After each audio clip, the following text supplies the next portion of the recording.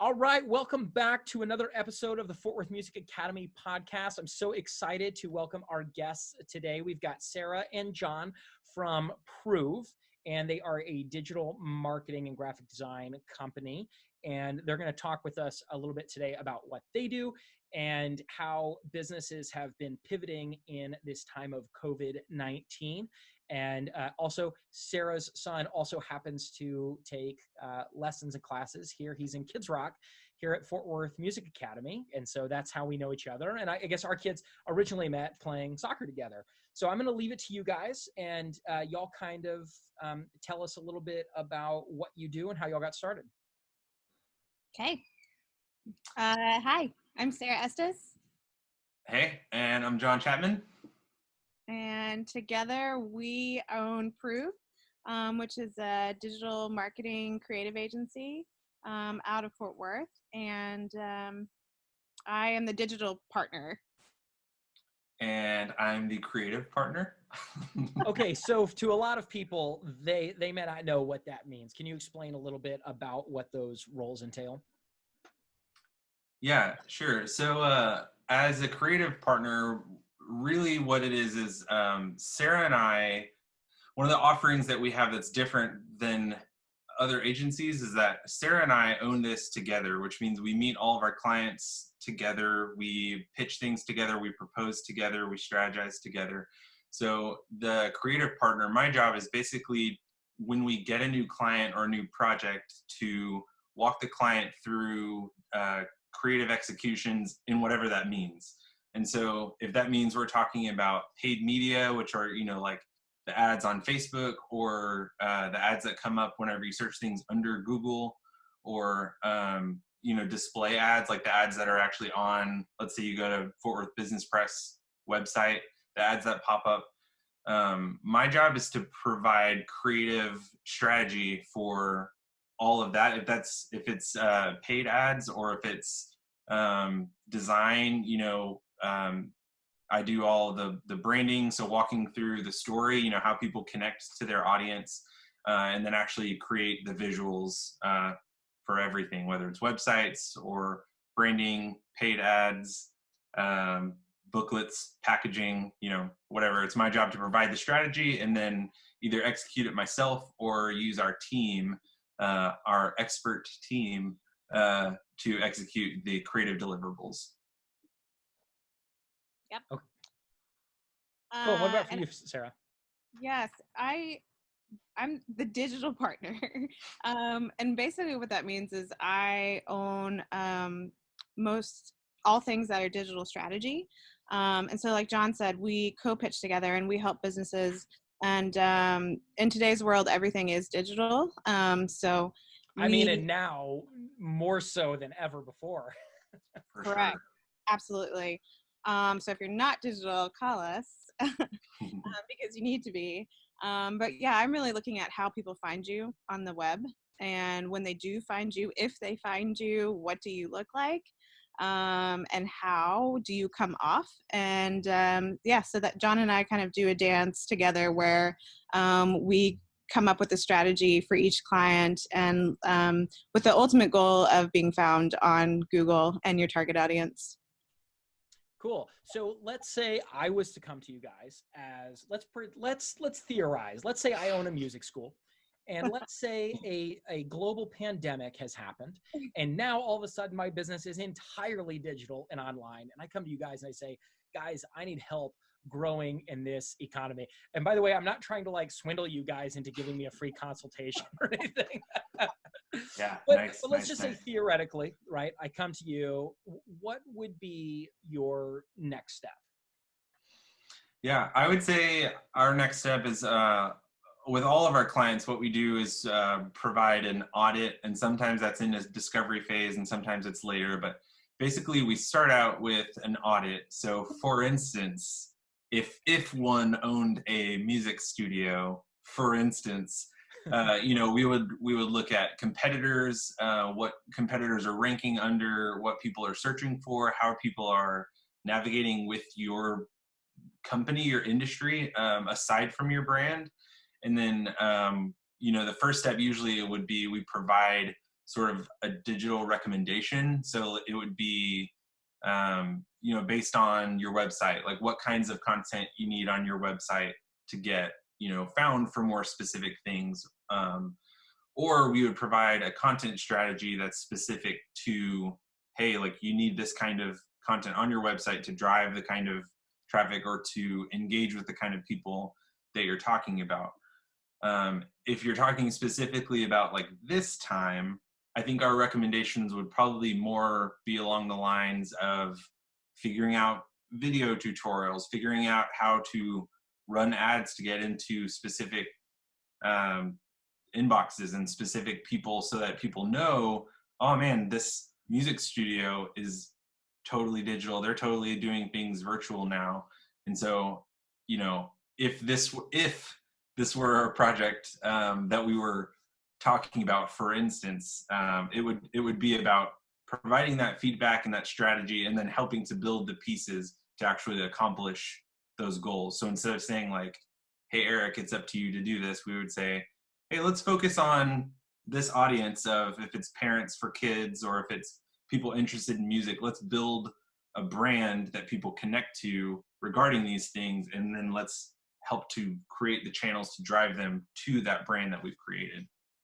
Wow, that's really cool. So you help companies kind of figure out their messaging, who their target audience is, how they can kind of stand out from their competition, and then you come up with a very specific strategy of saying, this is what your website needs to look like, this is what your marketing should look like, let's make sure it's consistent, and this is the kind of content you need to be putting out, and this is the kind of maybe schedule of how and when to deliver that content.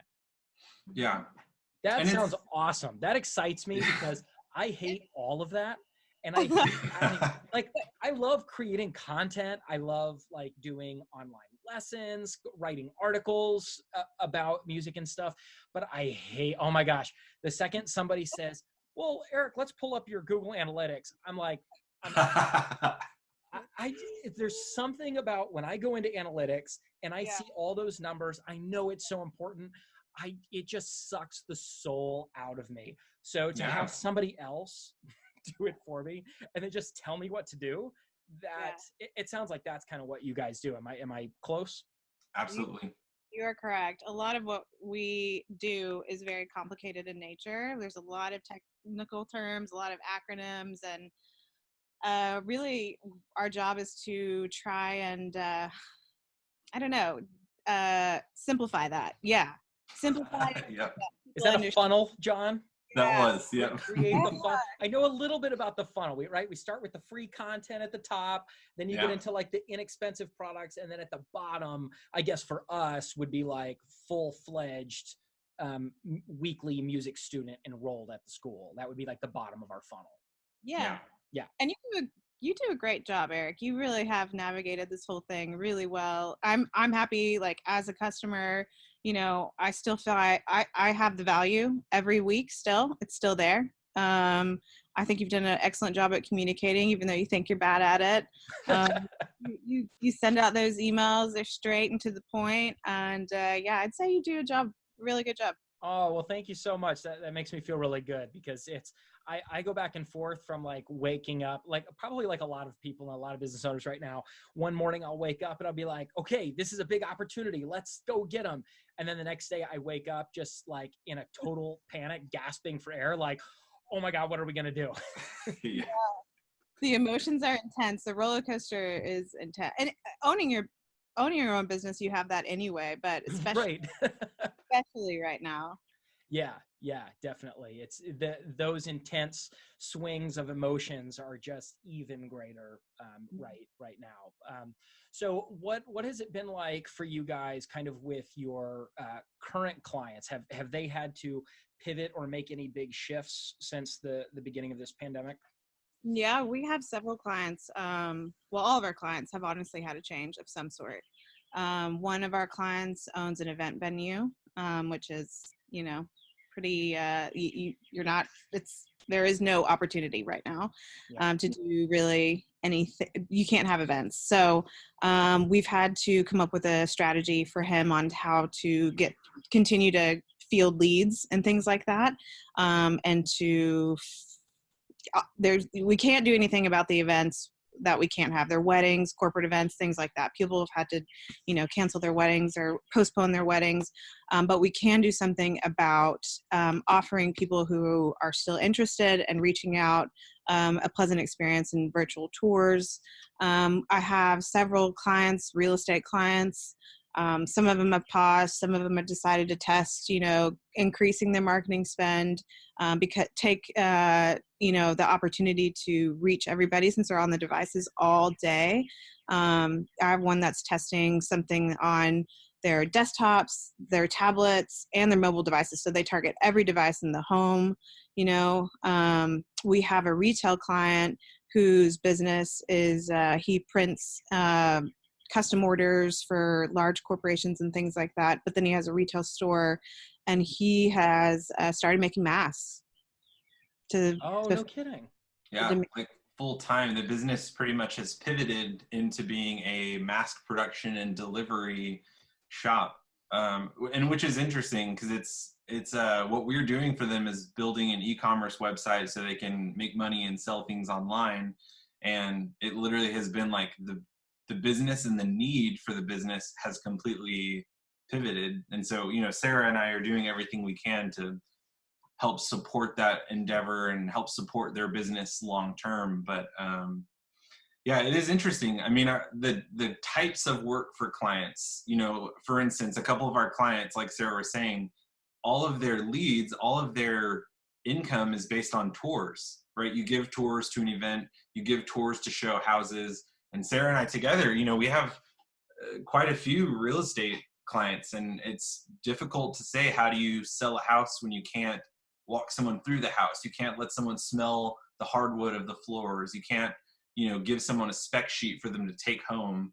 And so, yeah, it is really interesting having to pivot and navigate that. And some people are doing it well, and some people, I think, have figured out that being a salesperson and a face-to-face person has a downfall. And so definitely not ever to make light of anything, but it has shown some light in the value of a digital presence because, here we are. And brands that have invested in that presence have tended to turn out a lot better. Even restaurants, that they have some sort of online presence or delivery system have thrived. And then the companies that have patios and they're all about face-to-face, they've kind of suffered, and it's super unfortunate, but we're all kind of doing I can give, yesterday was my dad's birthday, and we're going to order, we don't eat out a whole lot, but we wanted to get something nice and special for him.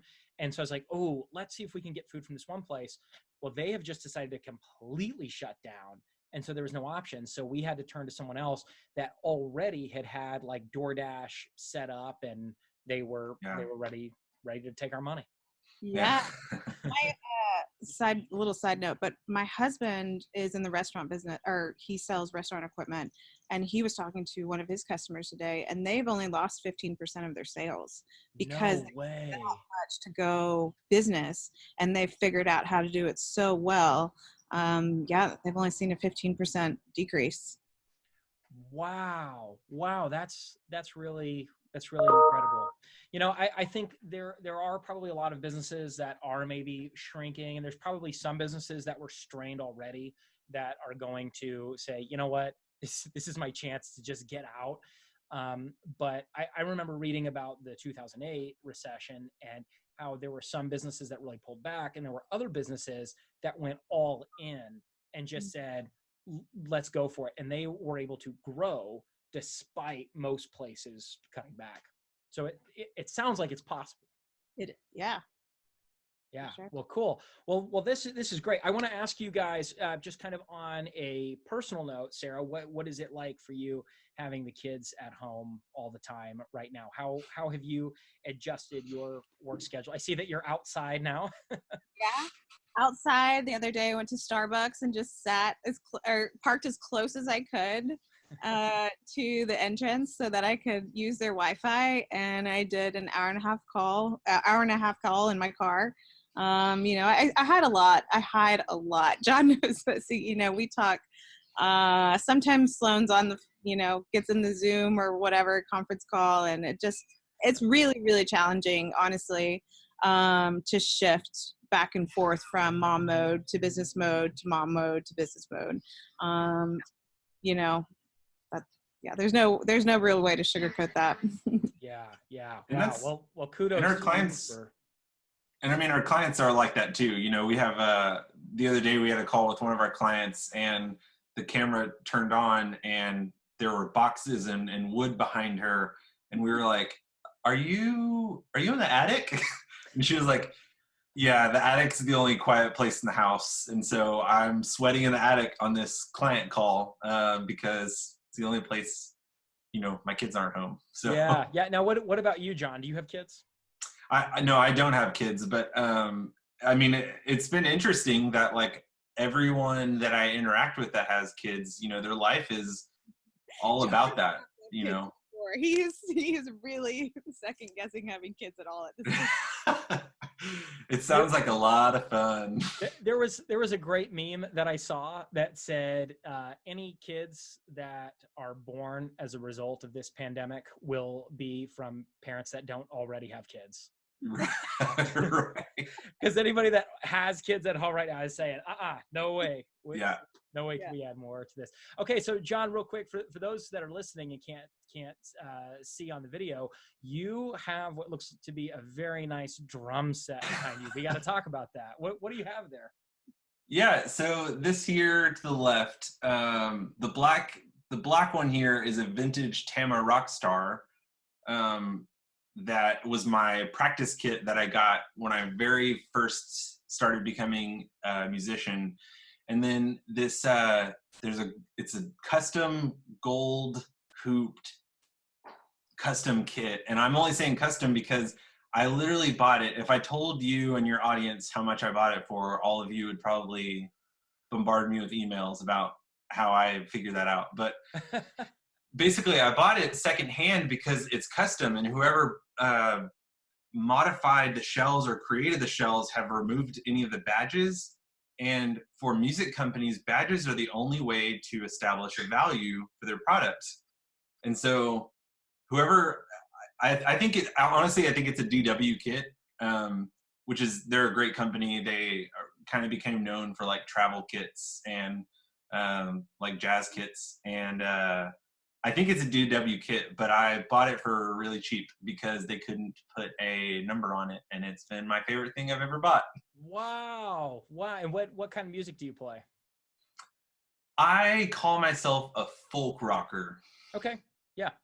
So like, obviously I play drums and bass, like that's what I get asked to play for people and stuff, but it's not like heavy rock, and it's also like not acoustic, because obviously most acoustic bands don't have drummers. I don't know, I'm just gonna throw this out there, like in the Wilco type world. Yeah, like the Wilco kind of Ryan Adams sound, right? Where it's like, it's grooving, they have a full band, but it's not a singer-songwriter. Yeah, yep. Cool. Wow. Well, that's really cool. Well, this is great. Well, you guys, I want to thank you so much for joining us today. And before we go, where can people find you? Say that one more time. But before we go, tell us where people can find you. So business owners who are saying, you know what, I need some help in the digital world. How do they get a hold of you guys? Yeah, you can check out our Instagram. You can email us. We are in the process of launching our site. So Preuve, I had to say that, Preuve.co. That will be up and ready to go. And then in the interim, we both have Estes Digital, and he's got Broken Straw. Those are individual companies. They can visit us there as well.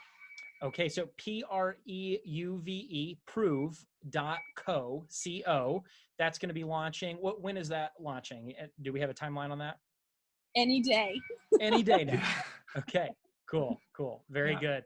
And awesome. Well, Sarah, John, thank you guys so much for joining us.